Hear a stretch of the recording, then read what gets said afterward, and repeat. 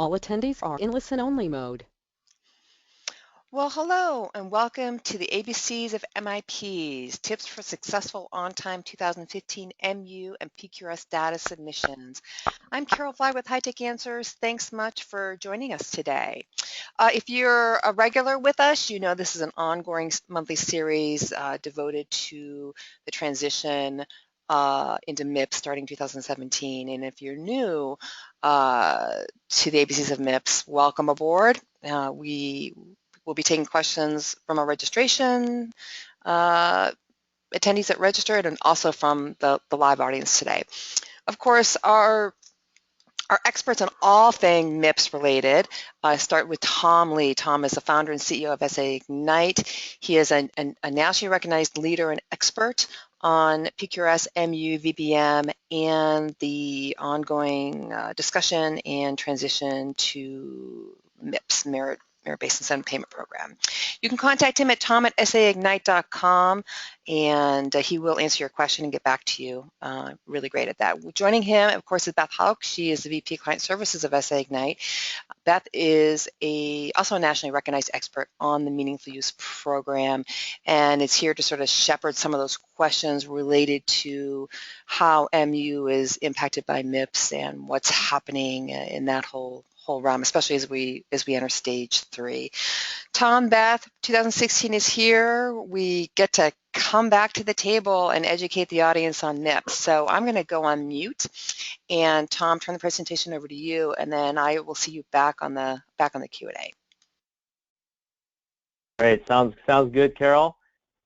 Pleasure to be here. We're looking forward to a great discussion here. We've seen some good questions come through the transom. So first off, just to get this right out of the way, confirmed, the reports of my death are greatly exaggerated with respect to meaningful use. I think a lot of you all have been following the press and really clarifications coming from CMS, and in fact, it's one of these cases where things might have been taken a little bit out of context. Even looking back at Mr. Slavitt's original transcript, it really was clear that meaningful use is really being merged into MIPS. And I think it's kind of good to just sort of help get the word out. I think most people know by now that that's all been clarified, but we have been on top of that, and it's great to kind of move forward with some real clarity now.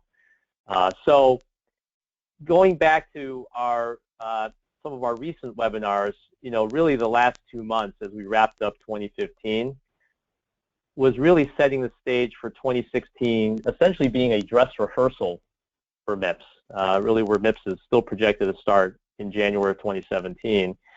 And actually, if you look at the MIPS legislation in great detail, what you realize is that in the very first year of MIPS, the meaningful use and the PQRS components combined with value-based modifier actually make up an outsized 75% of the entire program in the very first year. And then there's a different part, which is the VBM cost piece that starts to ramp up, and this percentage starts to come down. But in the very first year, it's really about these two programs, and then really combined with value-based modifier. So this, again, is a really good opportunity this year to start trying to always do things better and faster, and trying to really start to up the performance level so that you really hit the ground running in 2017. And we're right in the middle of data submission season right now. And this is often where historically there's been the most amount of activity around getting those final reports together, understanding what the CMS websites and other interfaces really need in order to satisfy the reporting requirements. So a lot of complexity going on now, and many of you all, I'm sure, are really quite busy trying to meet those deadlines coming up. So by reference, we'll particularly refer you back to our November webinar. Everything is all posted here as usual on our website, the recordings and the PDFs.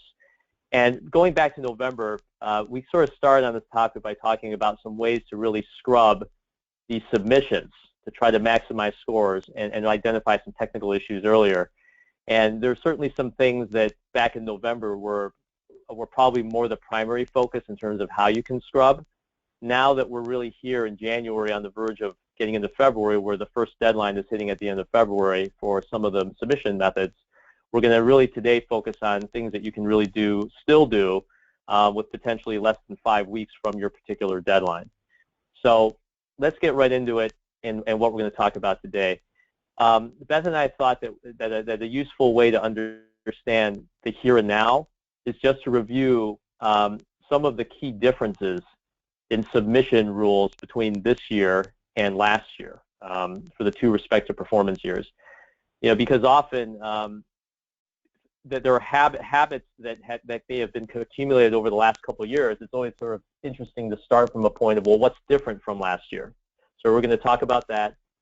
You know, then we're really going to dive into some specific tips around meaningful use as well as around PQRS submission. We're going to try to keep short and sweet because we have a whole bevy of questions that have already come through. We want to make sure that we allow even more than the usual amount of time for open Q&A to address those. So we'll try to get those through as quickly as possible, and we'll get right into the open discussion as we usually do. So I'm going to hand over to Beth here to lead us through really some of the deltas in MU with respect to this submission season versus last submission season. So take away, Beth. Great, thanks Tom, and thanks everybody for attending. Glad to have you. So I think I'm going to start first with something that was very recently announced. So the form for completing the MU hardship exception was posted, so it is now available on the CMS website. The regulation was signed, the act was actually signed in Congress at the very end of December. So the Patient Access and Medicare Protection Act was aimed to give people the ability to file a hardship for a number of different reasons for the 2015 payment year. So this act is specifically focused on the 2015 performance year, I should say, and applicable only for the 2017 payment adjustment. So whatever you do right now is only going to be applicable to that. So the act was specifically put out there because the modified stage 2 rule and all the information related to it did not come out into what would have been the last reporting period. I think it was October 5th. So because of that, that's why the act was introduced. So a few things that are in there. They indicate on the forms, first off, that there are a number of different significant hardship options, and some of these are aligned with how the hardship rule worked in the past. One is just simply internet connectivity, and so there's some detail around that. There's a whole category of what they would call extreme and uncontrollable circumstances. So that tends to be natural disaster. So most of those are around natural disaster, but there is one category related to the EHR itself. So if there's something that significantly prevented people from using a certified EHR, that is also in there. They also indicate that if there was any sort of lack of control over having certification available to them. So let's say your vendor couldn't get in the queue to get something certified, which was a key component to your system working, and certainly you don't have enough time to roll that back and change vendors, so that would be something that would also be there. And then the last is the lack of face-to-face patient interaction. So certain kinds of physicians there where there isn't face-to-face patient interaction, you can also apply for a hardship there. I think anybody that has applied for these hardships in the past will also be happy to hear that they now have a group submission option. So in the past, it's only been able to be delivered via an individual form, but this year you also have the ability to submit this via group. So that's one thing that I wanted to get out of the way. So I guess that's not quite submitting for meaningful use, but it is an alternative and something, of course, you need to determine that you're going to do ahead of the filing deadline of the end of February. So I think one of the key things I also wanted to point out about what's different between 2014 and 2015, and I'll get into more detail on the next part of my presentation where I'm talking about a checklist of things, is that the key difference in how you're doing your filing is that now we're doing modified stage 2, and last year you had the flexibility rule. The big difference that I see in that is that with the flexibility rule, you were putting in a certification number up at the front. It would queue up for you then specifically which measures were applicable, and the notion of stage 1 and stage 2 still existed. So therefore, when you entered in a provider's information, it would appropriately display for you the measures that were applicable. So you had it kind of forced you down a particular path. Whereas now, modified stage 2, much, much simpler. Everybody's on the same measures, but you'll now note that there's language around this notion of a alternate measure, which is simply their way of saying this is actually what stage 1 should be submitting. But because they no longer are splitting those stage 1 and stage 2 providers, once you get to the door, everybody's going down the same path. And I'll talk a little bit more about that later. And that's all. Great. Go ahead, Tom. All right. So let's now talk the other side of PQRS. All right, so let's look at registry. How's that different from the previous submission year? So we'll break it down this way. Let's first talk about the individual measure method. So this is where you pick 9 individual measures across 3 domains, or potentially a smaller number of measures if you go through the MAP, a process called the MAP process. But anyway, the big change here, which really your registry vendor should be very much on top of, but just to, as a reminder that it is different, that this year, or for the 2015 year, you have to have one of those measures be a so-called cross-cutting measure if you have at least one Medicare face-to-face patient encounter. And CMS actually has a list of these, of which of the measures have been designated as cross-cutting, but just know that this does impact the way in which you actually select measures for final submission, and it won't be compliant unless at least one of those 9 is a cross-cutting measure. For those of you who are doing measures group method, and so by way of reminder, that is where you pick a group of measures for an individual provider, and within that group of measures, which is often specialty specific, you pick at least 20 patients for whom you extract data to populate all of the measures. And the big change there is that for 2015, there is only a 12-month reporting window option. In previous years, you could actually you would only need in past years to extract data for only a 6-month period rather than for the entire year. And now that has been removed, and so you really got to look at the patient records for each of those 20 patients across the entire 12-month period of 2015. So that's a big change with registry. For those of you who are using EHR Direct or the data submission vendor method, and this is really where either you or your EHR vendor handles, exports, and gets a QRDA3 file generally that corresponds to either a GPro or an individual provider, and you or your vendor submit it appropriately through a variety of CMS submission mechanisms. And really the big change here, which caused a lot of pain last year, where there was a similar change, is that CMS maintains its own specification for that QRDA file. It's called a CMS implementation guide. And that QRDA file specification is currently different from the QRDA specification that all of the EHR vendors have been certified against. And they may not have been certified, let's say, not until 1 year ago or so. And what the pain that this caused last year, which we're already starting to see again this year, is that a lot of the EHR vendors have not yet had an opportunity to upgrade those QRDA formats to the exact CMS file specification for this current reporting year as opposed to the prior reporting year, because they actually change the specification from year to year. And the way you can really see this is if, for example, you're using EHR Direct, which means someone in your organization, or you've designated someone to be a PQRS submitter for your QRDA file, and they log into CMS and they upload the file. Well, there's a tool in there called the SEVT tool. And CMS has actually been, I think, a lot more proactive this year about getting the word out that you really want to pre-test your QRDA files through that online tool to see if any errors are thrown. Now, the late-breaking news, literally from the last 48 hours, is that we're familiar with a number of vendors' QRDA files that were generated in the last probably 72 hours, where the QRDA file is still throwing errors, through the SEVT tool. There's a variety of ways to remedy that. Something that we certainly do for our clients. But for those of you who are in touch with your vendors, is to really gently and consistently remind them that you are on top of this and that your files are not yet passing, and that they need to really go in and have their R&D teams or other teams really look at that and make sure it passes testing far ahead of the February 29th deadline.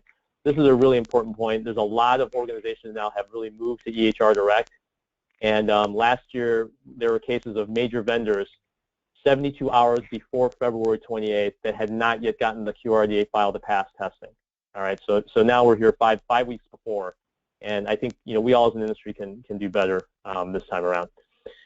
Okay, now one small thing for those of you who are doing the G-Pro web interface submission is just a reminder that the deadline is March 11th, which is about, I think, 8 or 9 days earlier than it was last year. So remember that the deadline is a bit earlier this year to complete that process. And finally, for those of you who are using the QCBR method, this year the difference is that you have to report at least 2 outcome measures out of the measures that you pick, or at least 1 outcome measure and then 1 other measure that's within 4 specific quality domains. And this is layered on top of the requirement to pick 9 measures across at least 3 domains. Okay, so there's another layer of rule that you have to abide by on top of what you had to do last year when you picked your measures. All right. All right, so Beth, and you side? Sure, back to me. So after Tom's review with of PQRS with a little bit more complexity, I'm sure those of you that for whom this is your 5th attestation season are breathing a sigh of relief that you're not in charge of PQRS too. So let me just go over some of these brief submission tips that we see on our side. So this is certainly not something that is rocket science here related to the suggestion to do a dry run, but the reason why we're recommending this is if for those of you that are using, maybe some people that are extensions of you as data entry people to help with doing the attestation, or people that haven't touched the attestation site in the past, I think it is going to be very helpful for you to do a dry run to familiarize the testers with this new language, because we've reviewed the site in quite a bit of detail, and this concept of what's your alternate measure it can be a little confusing. So I was looking at it for example, clinical decision support rule. So for the stage 2 providers, it's clinical decision support rule with 5 rules engaged, whereas for the stage 1 providers, it's 1 rule engaged. And so when you look at that, if the person doing the submission doesn't already have the stage 1 report or doesn't realize that it's a stage 1 provider, they could inadvertently pick the wrong one. The level of audit documentation associated with one versus the other, as you might imagine, is pretty different. So you want to make sure that they're picking the right one. So that's just a word of caution and something that I noticed as potentially something confusing for those people that aren't really, really close to the program. The second thing I wanted to talk about is the provider list. So in those November, December webinars that we did where we gave you some tips and talked about scrubbing and getting ready for the program or for submission season, this is something we talk about a lot. Working with our clients right now here 5 weeks ahead of the deadline, this continues to be probably the area that's the most burdensome and sometimes the most confusing. So I just want to point out a couple common questions that come up. One is related to part-time physicians. You have somebody that's here a couple days a week. Are we still supposed to be attesting for those people? So let's assume that they're not also providing care somewhere else, so that they are really your physician to attest.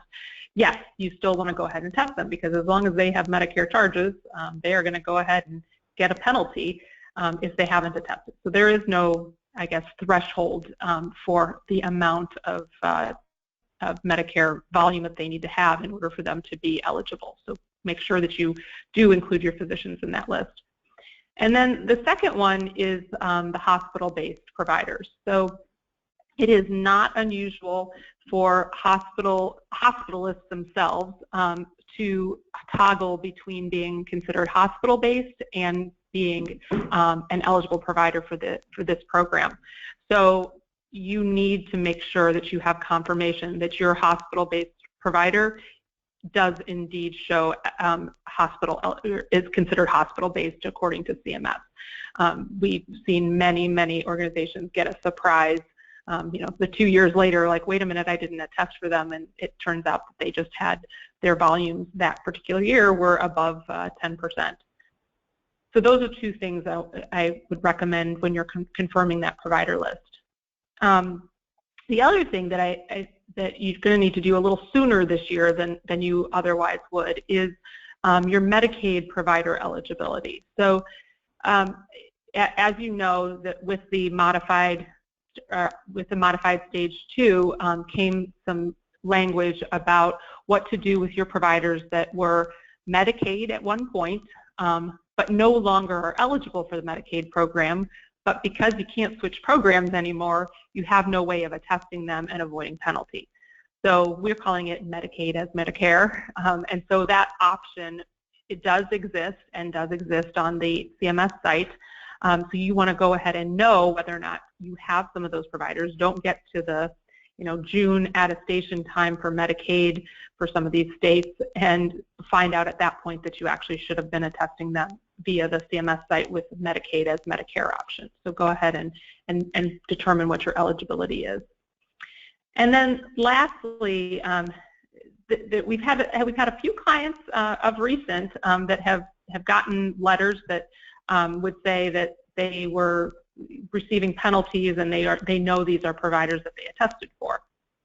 So maybe if you've attested in the past, this is kind of part of your processes, but I just did want to remind everybody, in particular those that are attesting for the first time, that there is a confirmation number that happens at the end of the submission, and you do want to note that down, because if you need to go back to CMS and prove that you did have attest for those providers, you're going to need that confirmation number.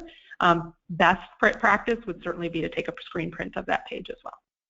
So that's those are my submission tips for you.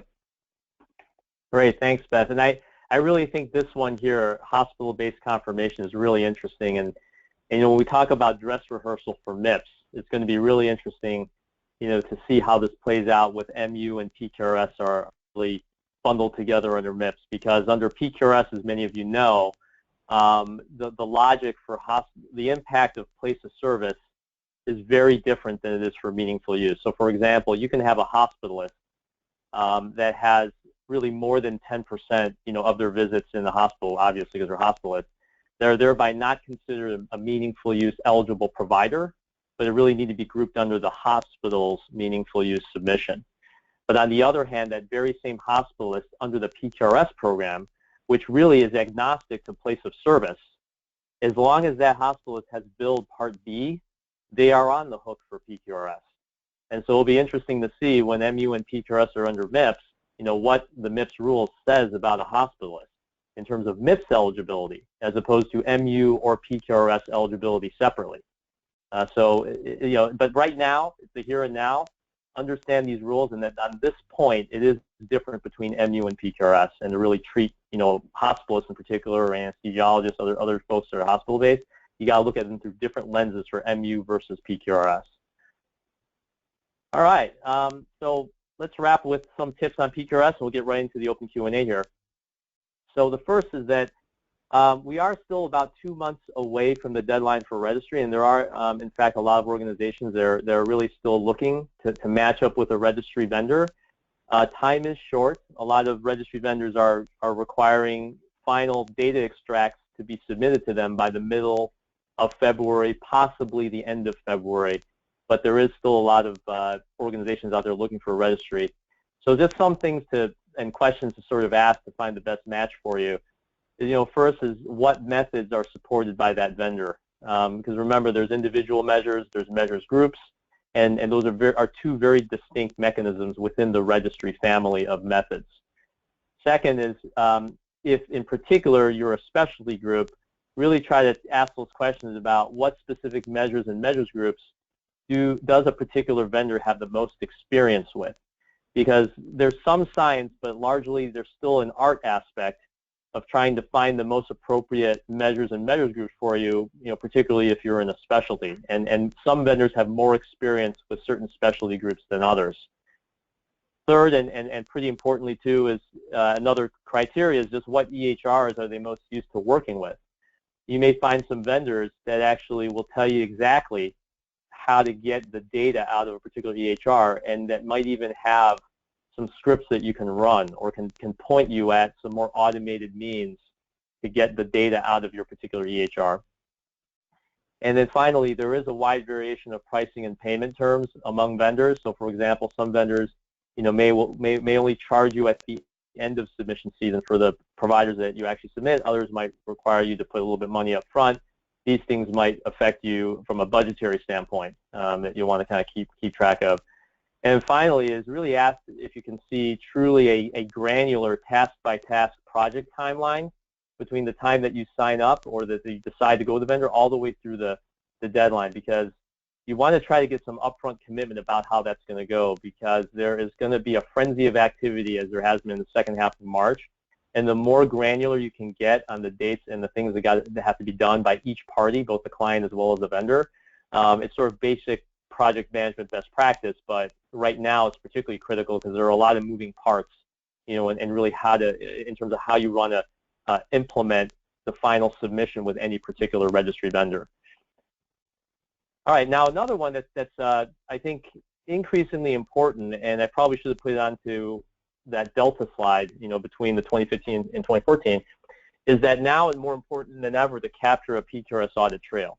And I think many of you have had experience with MU audit and MU audit trail capture, and that whole kind of concept is really coming into the PQRS play because of the ultimate impact of MIPS, where the financial impact that's tied to PQRS is just going to get magnified. So the law says that CMS does have the right to audit your PQRS submission up to 7 years after the submission event.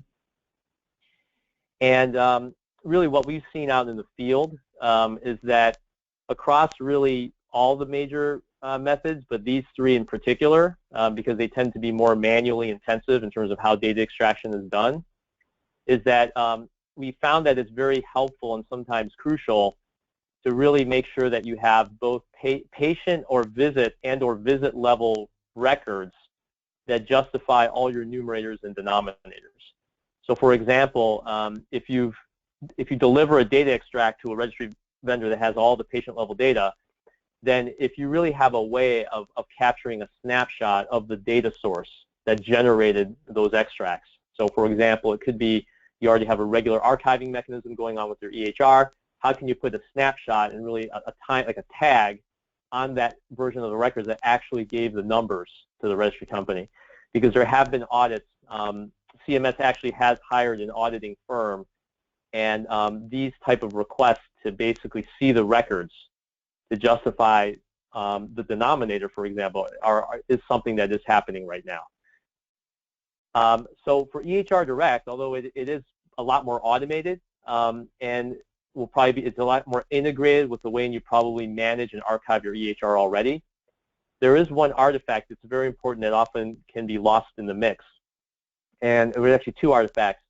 The first is that when a QRDA submission is submitted through CMS, through either of these mechanisms, CMS actually has 3 different types of submission reports that need to be retrieved from the CMS site, usually prior to the end of submission season, for every single QRDA file that was submitted by either you or your DSV vendor. And once the portal closes, you really have no ability to get those submission reports out. And why are those important? Because those submission reports have in their confirmation IDs that are tied to every QRDA file that's submitted, and there's also a status code that will say either accepted or error or rejected. And so someone really needs to make sure, and you basically use the same credentials that you use to submit the file, to really go in there and you have to pull the file down. It doesn't always come to you as an email notification. And so you need to really try to make sure you have those 3 submission reports for each of your QRDA files. That's a great audit trail to have. And then the other thing that's important is obviously a copy of the QRDA file itself. Now, for those of you who are doing EHR Direct, that's less of an issue because you typically physically get the QRDA and then you turn right around and you upload it through the CMS PQRS portal. But for those of you who are using a data submission vendor, often, unless you ask for it, the data submission vendor will typically not automatically give you that QRDA file. And so if you, on the other hand, ask for that file right after the successful submission, then you now have an independent archive of that file. So if something were to happen to that vendor, or you decide to switch vendors in the future, you're going to be protected because you'll be subject to audit for up to 7 years. So good to kind of keep that timeline in mind when you think about audit trail capture. Okay, great. So we're going to get into Q&A. I'm just going to keep this up here because I know this has been useful to a number of you in terms of where you can go for some more information. Latest count of link, the MIPS group is well over 100 people right now. It's starting to get very, very interesting. I encourage you to join that. But why don't we get right into the Q&A, Carol? And I'll just keep this slide on right now. Yeah.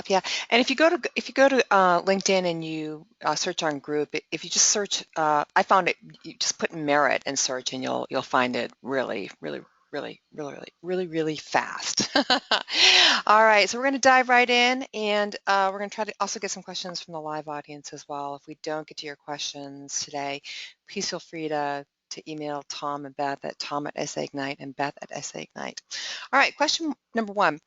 How do we prepare for the transition and combining of programs when CMS has not yet laid out the final rule for MIPS? That's a great question. I'll take that one.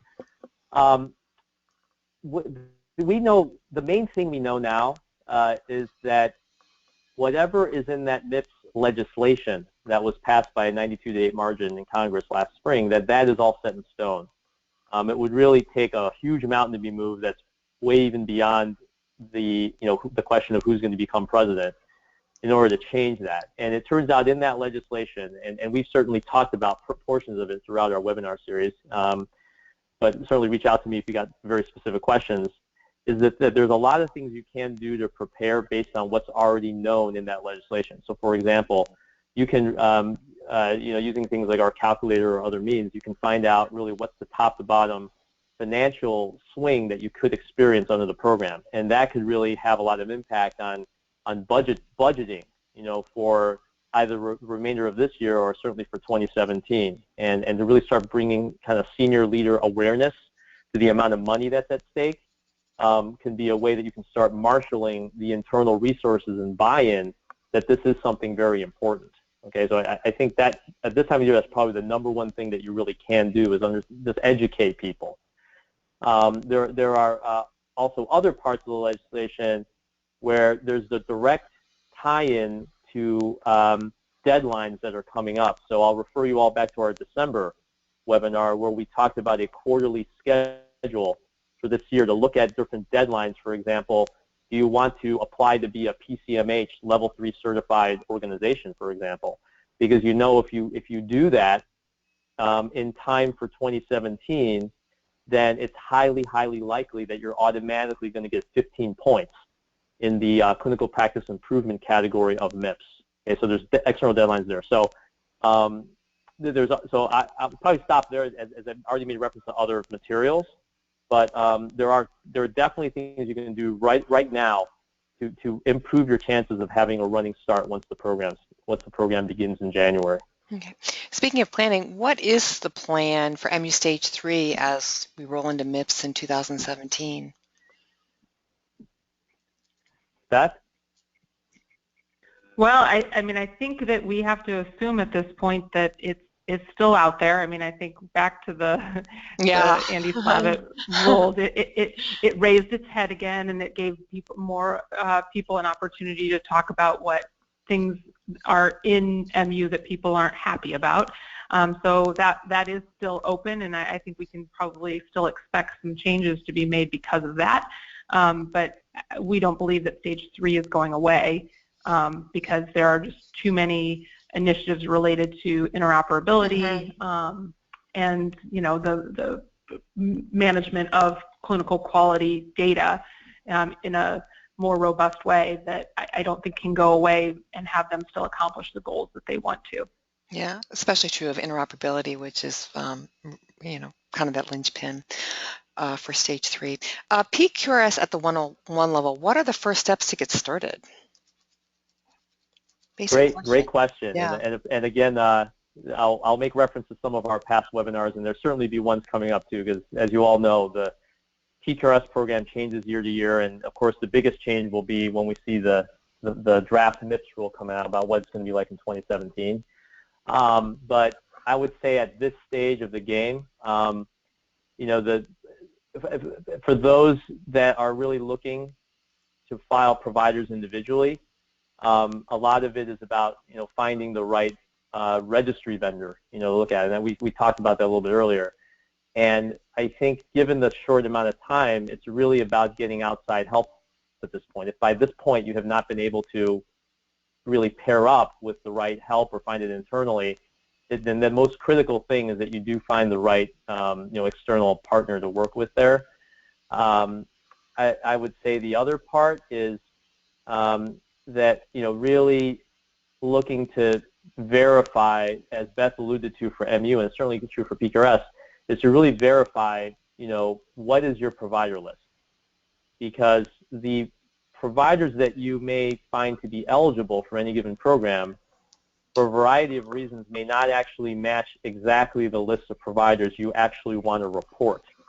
So for example, for PQRS, you might find that you have 20 eligible providers, but when you really dig into it, you may find that you really only think it's worth it to report 15 of them, because the other 5, you might have some that their Part B billings are very low, they might have left the organization, or that in order to get their data, such as if they're a hospital-based provider and you're an ambulatory medical group, it might be very onerous to try to get their data, period. And if you look at the cost-benefit of the effort you'd have to put in versus the penalty that you would incur, you may decide that it really doesn't make sense.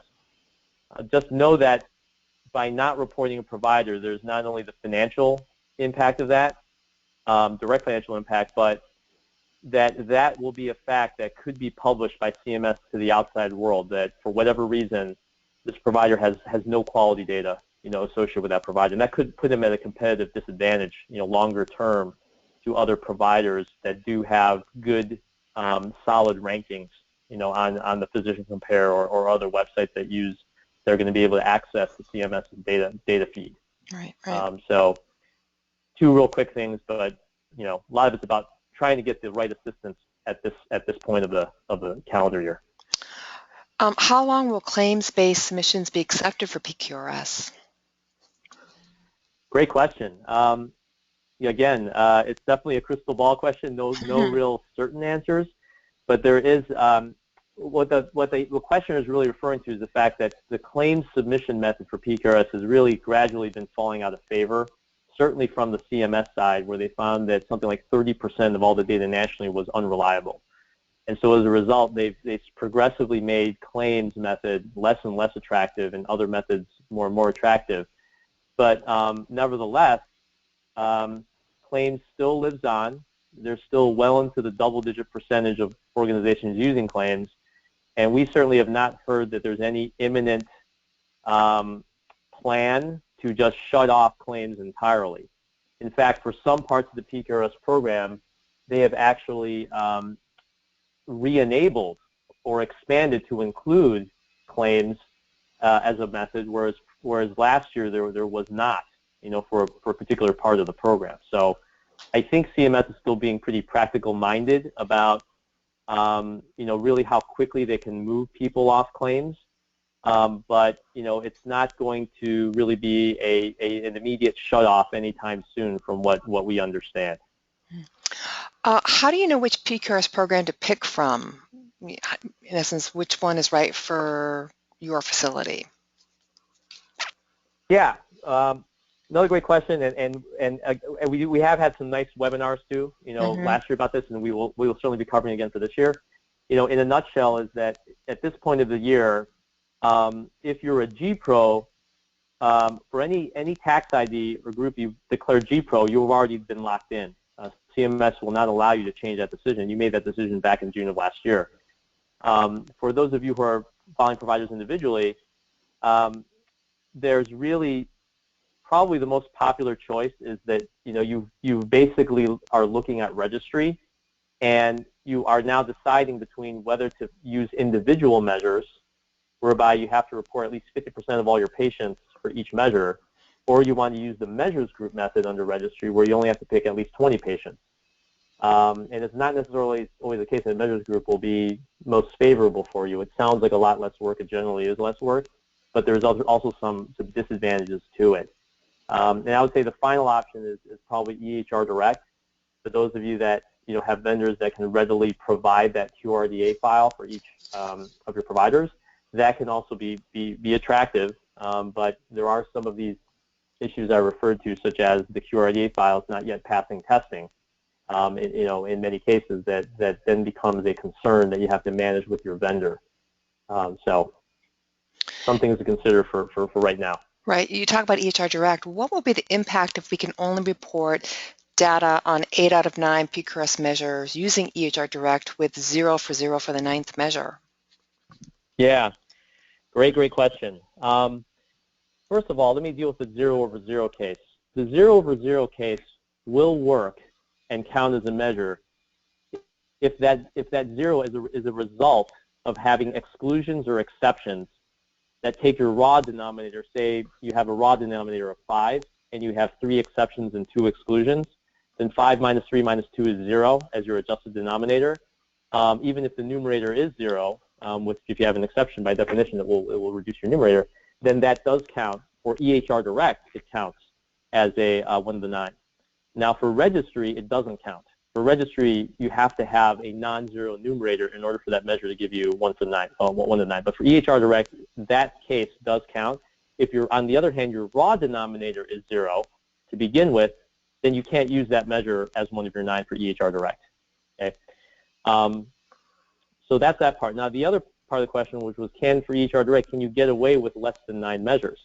Now it turns out here is where you have a lot more laxness or lower barrier from the CMS side versus other methods such as registry or others, is that what the EHR Direct rule says is that if your EHR can only provide a number of measures that have data, Medicare patient data, up to a number of measures that's less than 9, then you simply have to just report all those measures. So if your EHR only supports, if you're only seeing data for 5 measures out of your EHR might in theory support 20 measures. But because you have a provider that maybe they only use the EHR on an intermittent basis, you only see data, you only see a non-zero raw denominator for 5 of the 20. Well, you can still report EHR Direct for that provider. You just have to report all 5 measures, and you can't cherry pick among the 5 measures. And you have to report for all the patients as well, that are in those denominators. You can't only report a subset of the patients that are captured in those 5 populated measures. And in fact, you can even go down to a case where, and we've actually seen this before, provider only has 1 measure, very low denominator, but in that denominator you have at least 1 Medicare patient. That's the bare minimum. And you can actually satisfy the PQRS reporting requirement in that case where you only have 1 measure that has data with at least 1 Medicare patient included. That can also satisfy EHR Direct. Yes, it's something we see quite often with very large groups. You're going to have some providers that are on the fringes.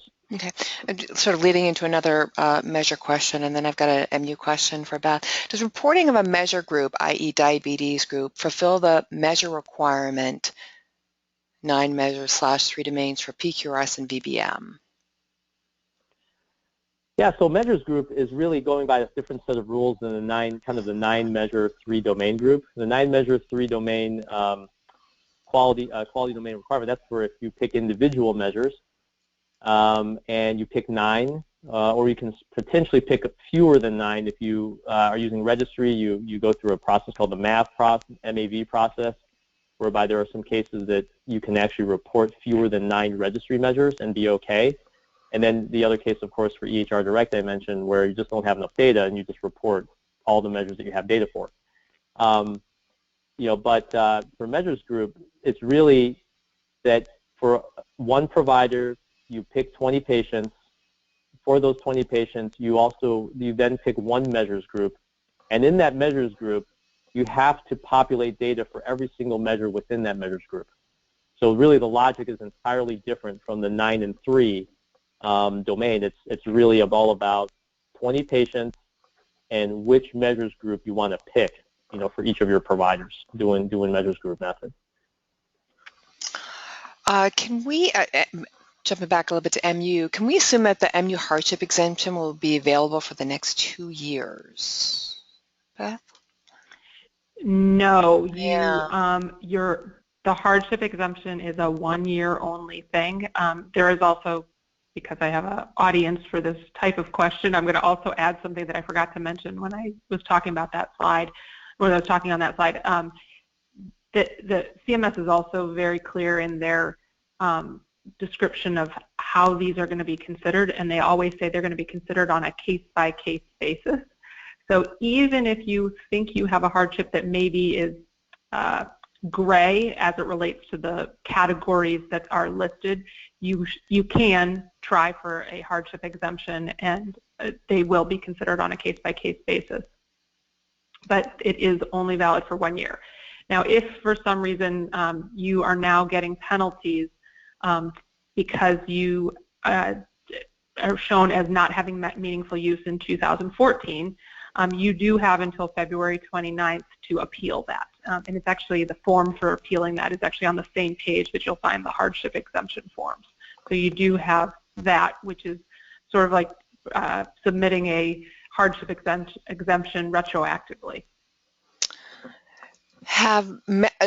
What measures of MU are included in MIPS, meaning have they identified in the initial piece of legislation, or that's actually a developing process? Yes. Yeah. Yes, that will be better specified in the MIPS rule. Yeah. That's being drafted right now. I think there are some interesting indications from CMS that draft rule could come out as early as March or April, rather than middle of summer as we've been originally projected. Yes, that was kind of off of some of the comments that Mr. Slavitt and Dr. DeSalvo made in the last couple of weeks. And just to confirm, the legislation itself does not specifically reference any particular MU measures. But I think given the momentum that Beth referred to as well around stage 3, I wouldn't expect there to be major changes, from what's in stage 3, and understanding that you have the comment period it's in process right now. That's still probably the best proxy for what's going to be in MIPS. Now, the one thing that would have the biggest impact, I think, MU-wise with respect to MIPS, is whether or not once MU is within MIPS, whether or not MU compliance is converted into a continuous compliance scale rather than an all-or-nothing deal. And that is something there's been a lot of public commentary about submitted to CMS, and CMS, in fact, even proposes this as a potential option, where under MIPS it might be possible that you could earn, let's say, 15 out of 25 points for only having some level of compliance with either a subset of the measures or actually looking at the thresholds and where you are relative to the thresholds. And that could somehow convert into some portion of the 25 points. That's all. This is exactly what CMS is now drafting up, is how that's going to work. And hopefully when the draft rule comes out, and we're on our next webinar shortly after that, we can really review and go through at least what the draft rule says. And then before November 1st, the law says they have to have the final rule ready and published. So we'll keep our pulse on that for sure. Yeah, it's always a developing story. the rulemaking process. It is. Yeah, and when history has shown that a lot they like long holiday weekends. So I don't know, maybe yeah, right. Maybe going into Easter or something. Yes, exactly. Yeah. So last year, CMS had issues recognizing and normalizing eCQM data sets with comparable organizations. Mm-hmm. Has this issue been fixed? Yeah.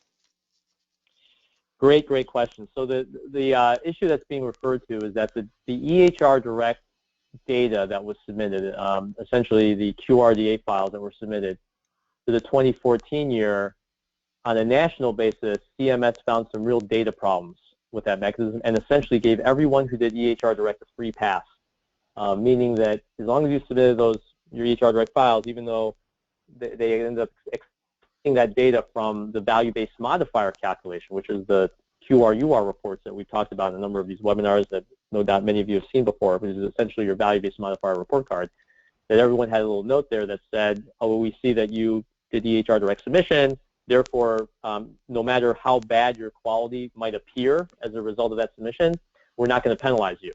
If, on the other hand, that data showed that you are in the incentive region of performance for quality, we're going to still give you the incentive, all right? And so really the question is coming from a great place, is wondering, okay, is that going to apply again for 2015? No one really knows for sure, but the priority level, from what we understand, is pretty high at CMS to solve that problem.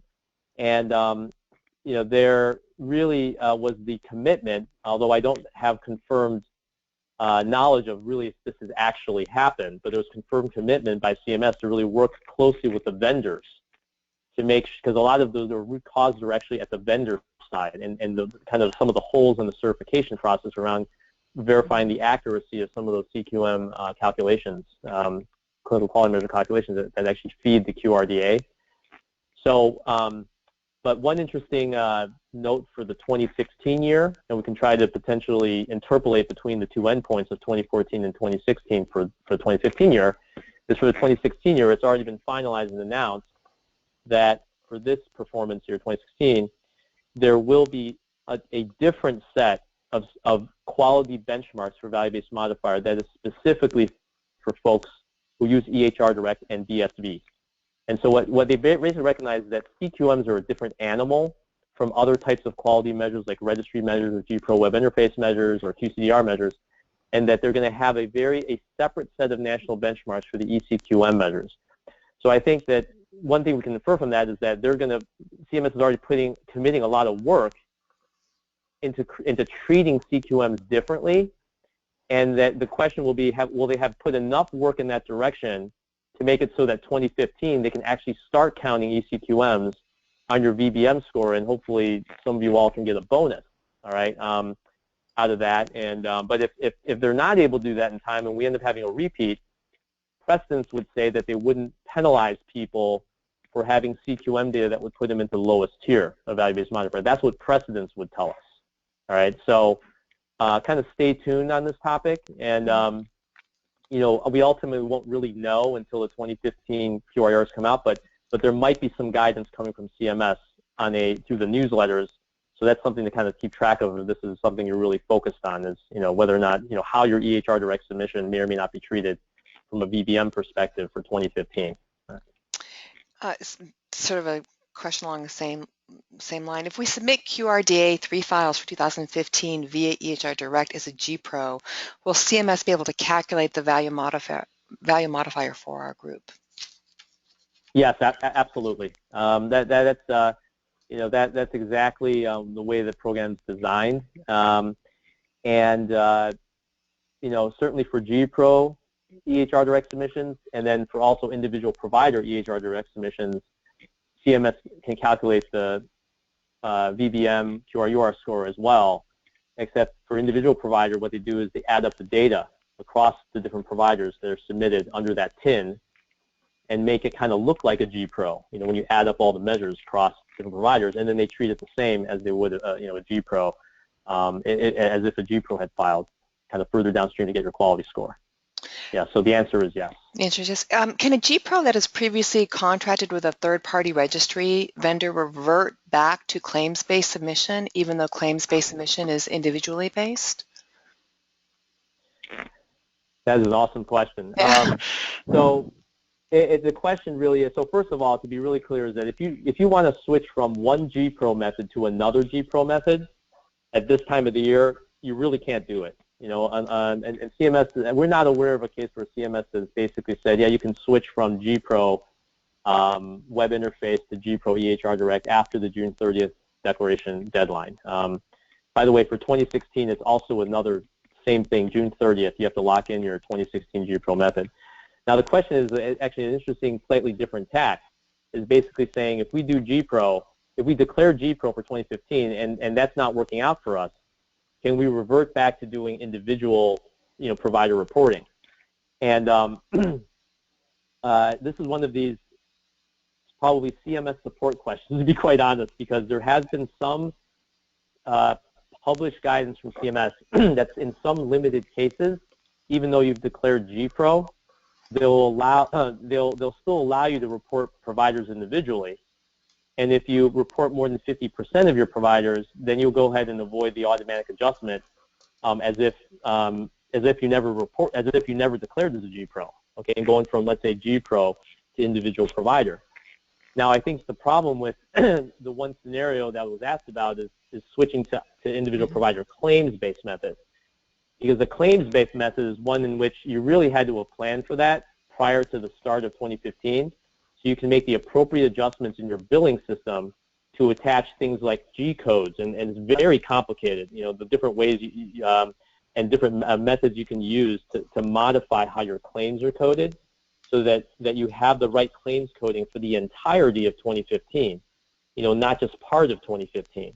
And now 2015 is already passed, so how do you retroactively go back and recode all your claims and somehow let CMS know that, right? Because CMS has to basically take your claims fee for the entire year, and CMS is the one that calculates the measures. So my gut, just based on that, is that it's probably too late to use individual provider claims method. However, some of these other things, like going individual provider registry method or EHR direct, those might still be possible, but I think it requires a direct call into the CMS PQRS support line to ask them, if I already declared as a GPRO and I now want to switch to registry or the individual provider method, registry or EHR direct, or even QCDR, is it too late for me? Can I still use the 50% rule, or do I have to stick with a GPRO? That, I think there's a chance there, but you really got to find out from CMS directly on that one. Right. And CMS actually, obviously, they take questions as well. They have their FAQ, and you can go to the website and yes. Yeah. They used to have a phone number, but I think they shut that down. I don't see it anymore on their website.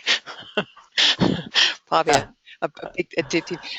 We've got one last question. I think we have to wrap it up. Is it your understanding that ECQM data should be combined under one tax ID for PQRS GPRO when you have more than one EHR to extract data files from? Yeah, that's a great question. And this is actually one I can tell you that a number of us did get direct CMS guidance on this more than multiple times, just to be absolutely sure, all right? So the scenario is, because there's big consequences in terms of, what methods you can use or can you.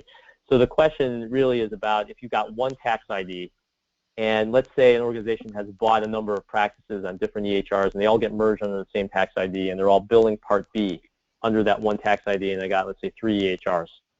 If you want to do a GPRO EHR direct filing for the entire tax ID in that case, what CMS actually requires you to do is to merge together patient-level data across all 3 EHRs, run it through an EHR-certified calculation engine, otherwise known as different names. There's like a CQM calculation engine. There's a lot of vendors that have this. And you really need to what it does is it calculates the final group measure values from the merging of patient level data across 3 different EHRs. All right. So in theory, it sounds possible, and I think there are a few organizations out there doing it, but it can be very expensive and risky, because if you got 3 different EHR systems, first of all, how are you going to get patient level data out of each of them? You could try to use QRDA1 files, but there's a lot of issues with those files. The other thing is you're going to have to do a patient matching among the 3 EHRs so that you know that the patient that was captured in this EHR is or is not the same as the patient from the other EHR, so you don't have duplicates and things like that. And so really, in practical terms, in that situation, the current default is to really use a registry method or use a GPRO web interface method, okay, because of this very problem. And it's more manual, it's more intensive, but in comparison to try to do EHR direct in the way that CMS has directed, organizations to do for GPRO, it's currently probably preferred to do it one of those other ways. Now there's a different case here, and this is something to think about for 2016. if for 2016, for that very same tin with the 3 EHRs, you decided instead to forego GPRO and report providers individually. There is a case where if you have providers that really are just primarily only using one EHR, or in fact they're absolutely each only using one of the 3 EHRs. So you might have this group of providers and they're only using EHRA, and a different set of providers and they're only using EHRB, and these are all ambulatory EHRs. Then the providers are cleanly separated. Their data is cleanly separated between the EHRs, even though they're all under the same tin. In that case, individual provider EHR direct reporting does become very feasible. In fact, we have some clients who are doing this, and you're able to leverage that. Whereas if you did it as a GPRO, it ironically makes things more complicated because of what I talked about before, is that you have to do the patient level merging. You know, so it's kind of ironic that, you know, in this case it could be individual provider and end up easier than GPRO if you want to take the EHR direct route in this kind of multi-EHR scenario. You know, so I love talking about this, by the way. Anyone wants to send me an email about this, I'd love to hear about your situation. Always looking to learn. Yeah. There's probably some cases I've never, you know, encountered before. So and it's always fun to talk about. We actually have questions pouring in from the audience, and there's just not enough time. And we did not get to a lot of your questions, but please feel free to email Tom at @SAIgnite and Beth at @SAIgnite regarding your questions. And I know that you two are great. You're very responsive. Well, we are out of time, but we will be back again next month for our continuing series, ABCs of MIPs. Tom, Beth, thanks so much. I appreciate your time. And thanks to our audience for joining us today. Thank you. Thanks for having us, Carol.